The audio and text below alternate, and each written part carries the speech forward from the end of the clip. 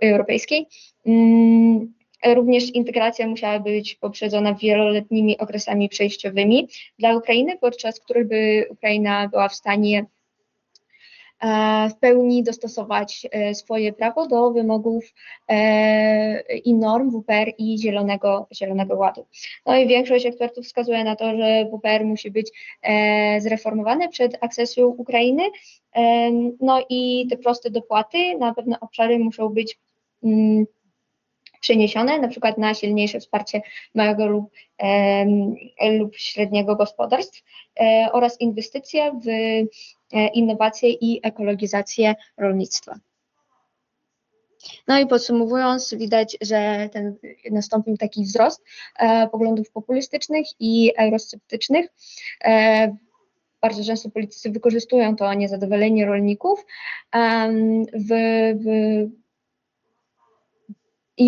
wykorzystują to niezadowolenie rolników, aby wpłynąć na decyzje Unii Europejskiej. W przyszłości to może się wiązało z blokowaniem kluczowych reform, które będą niezbędne, aby przyjąć Ukrainę do Unii Europejskiej.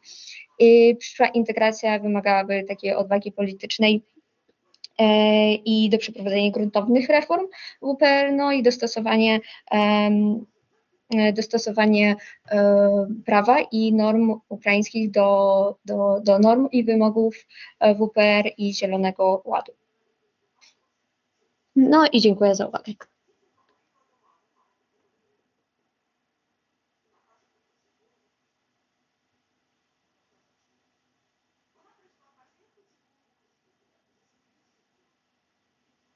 Dziękuję bardzo.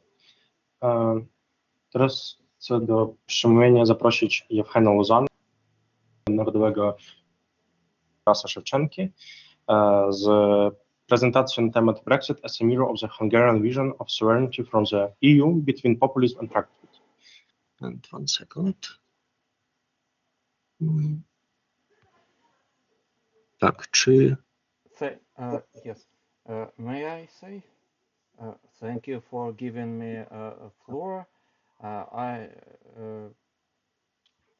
Good afternoon at first to all of the participants of this conference. I would like to begin my presentation on the issue concerning both British-Hungarian relations and British-European relations as well. And it is about the topic that was mentioned by the moderator of the conference, Brexit as a mirror of the Hungarian vision of sovereignty from the EU between populism and pragmatism. So just let me show the screen. Can you see it? Yeah. Okay.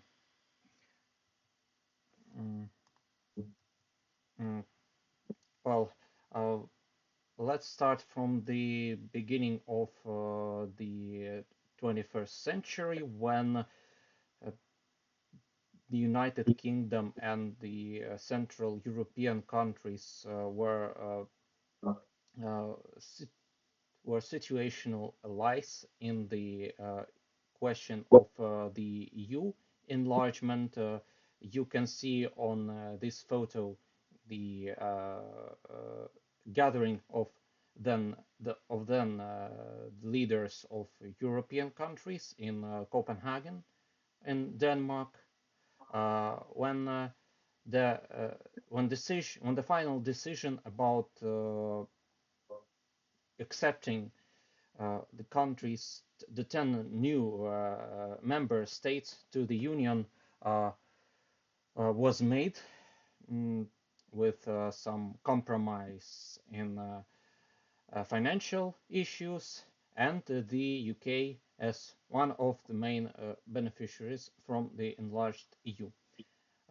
Later I'm going to explain why the UK was one of the most interested parties in the process of enlargement. So The first point is about markets. The EU enlargement gave the United Kingdom the possibility to expand production of its firms, uh, boosting profits and creating new jobs for people with removing trade barriers. And according to the statement of the UK Foreign Office, since 990, UK trade with the 10 candidate countries in Central and Eastern Europe has had increased by over 400%, compared with a 43% increase in its trade with the rest of the world. And the year before the statement alone, about 14,000 UK firms were exporting to Central and Eastern Europe. So it was about, sorry? Okay. So the first point is markets, then the migration issue, the general idea of support for enlargement was the control of migration. It was supposed that a full access to the European single market for about 500 million consumers would increase living standards and give better opportunities for every candidate country, and especially for the workers in these countries, and allow them to seek jobs to seek domestic jobs rather than those in the Western European countries, with creating more pressure on the population of those countries. However, this assumption would later backfire, becoming a core engine of Brexit. For the candidate states, it was a challenge to conduct economic reforms to be able to meet the same standards as in the rest of the EU and comply with the same state aid rules as UK manufacturers. It was a transactional relationship, I may say, so that reforms should have been made in candidate states in exchange for market access. Objections from the EU candidate states were mostly financial, raising the question of access to European funds for their national budgets, economies, and enterprises. Among the biggest challenges in the question of enlargement was Poland, pressing hard for more cash, and so did another candidates, for example, Hungary, regarding the low rates of respective states' citizens who expressed their willingness to join the EU in the beginning of 2000s. So the next slide. Another idea behind the support for enlargement was the opposition to the idea of deepening the European integration, the idea that was mostly promoted by France and Germany, so that Britain saw the CEE countries such as Hungary or Poland as natural allies against the Franco-German idea of deeper integration. It pushed for enlargement not only for trade, but also to block the federalization of the EU, implying that the more countries there were, the harder it would be to create something like the United States of Europe. However, the advocates of the widening faced historical and geopolitical disparity between East and West that hindered the economic and democratic growth of the Union. For Britain, as I said, the question of enlargement was to a large extent an issue of widening the opportunities for its national businesses and citizens all across the continent. And little was done to ensure the alignment of common values and interests with new EU member states and within the Union in general. One of the most principal issues for Hungarians was land issue. While the UK pushed for open markets, Hungary fiercely negotiated a moratorium on foreign land ownership. But at last, Hungary formally agreed to liberalize its markets because it was one of the requirements according to the treaties of the European Union. And respectively, it was one of the main demands for the accession. After the but what was done in Hungary is the initial moratorium on foreign land ownership till 2010 or 11.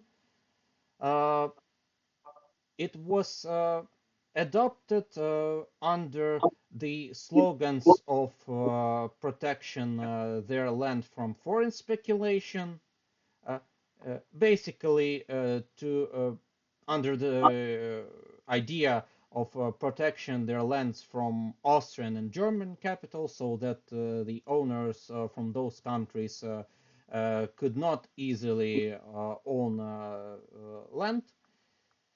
So Orban framed land not as a commodity, which was the EU point of view, but as a national heritage to be protected. However, just as Brexit years later claimed taking back control of borders, Hungary insisted on keeping control of its physical territory despite the single market rules. Formally, they agreed with the general idea of single market, but thanks to different bureaucratic norms, they could really hinder the practical realization of those ideas. Sorry. Oh, yes. So for the UK, the latter referendum on Brexit was somehow a test on its adherence to globalism. And ironically, the immigration issue was one of the key elements of the Leave campaign in the UK, and that was much about the disparity between the initial will of the UK to participate in the widened union and the latter will to preserve more strategic control over domestic issues expressed by a significant number of citizens and elites. The changing geopolitical context in the EU neighboring countries, including a series of events from Arab Springs to the war in Ukraine, created new waves, for instance, of immigration into Europe, reinforcing, allowing to reinforce fears among British ordinary people, which was what the British Conservatives, along with the United Kingdom Independence Party, utilized in their campaign for leaving the EU, converting it into their electoral weapon, actually. What was the reaction of Hungary if we take the particular case of this country?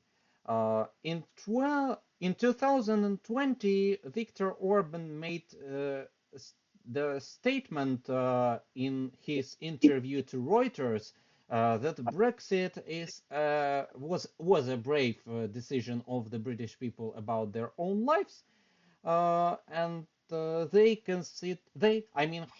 considered it as evidence of the greatness of the British. However, another fragment from this interview stated that they could not afford to follow that track, and it was reasonable for Hungary to be part of the European Union. So there were actually numerous economic and geographical obstacles that Orban evidently kept in mind when saying those statements.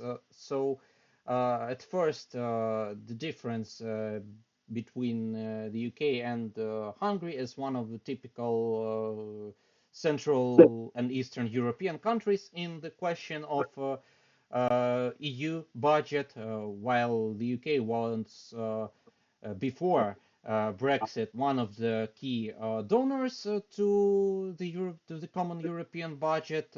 Hungary, on the contrary, was one of the main net beneficiaries and still is as of 2025.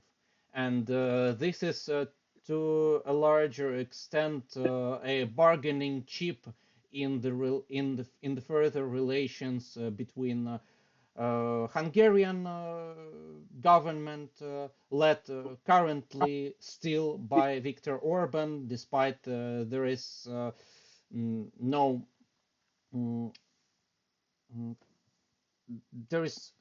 there is no guarantee that Viktor Orban will remain Hungarian leader in the next year due to the upcoming elections in this country. But anyway, the second factor is dependence on the different level of expert dependence.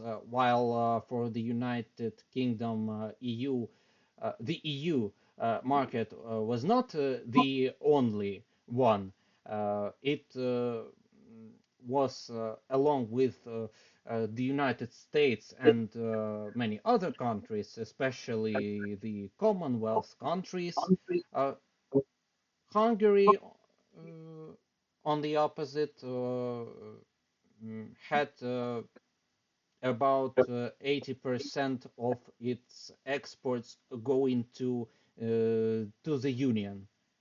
And let's compare their economic models. While in the structure of British economy, the services and finance are one of the key components with the potential of global reach, because basically you can deliver services to any country in the world, even despite any borders.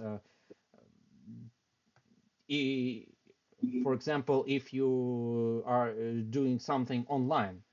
While in Hungary, there is a different situation with great dependence on, with a great traditional dependence on manufacturing, with, for example, its participation in German supply chain, because Hungary is one of the principal sites for German car manufacturers. For main car manufacturers, and even from the geographical point of view, United Kingdom is an island which opens the possibilities to use and build new global trade lanes, while Hungary is a landlocked country, so it is largely dependent on its neighbors. In conclusion, By prioritizing economics over values, the UK inadvertently promoted a transactional view of the EU. And this is exactly the mirror regarding Hungary. Eventually, Viktor Orban became possibly the smartest student of the UK by learning that you can take the market benefits while ignoring the political integration. And Orban many times underlined that he is for economic integration, but he is against the political union. Britain wanted expansion the most, but it was the consequences of this expansion, such as migration, erosion of values, that forced it to leave, though the margin of victory for pro-leave voters over Remainers in the UK itself was pretty narrow. The UK wanted the globalization of goods, but rejected the globalization of people. Hungary took notes. They accept, for example, German car factories, but reject non-Christian migrants. Orban uses the conflict with the EU to consolidate his power, presenting himself as the sole defender of a united Hungary by taking the constitutional majority. Despite its public support of the British version of sovereignty, there were numerous economic constraints for Hungary itself to remain. Thank you all for attention, and if you have some questions, I will be grateful to hear. Thank you very much for this presentation. Thank you. Thank you mutually. Пане Богдан, дуже раді, що змогли до нас доєднатися, навіть не дивлячись проблеми зі світлом. Do następnego przemówienia zapraszam studenta Kijowskiego Narodowego Uniwersytetu im. Tarasa Szewczenki, Богдана Веселовського.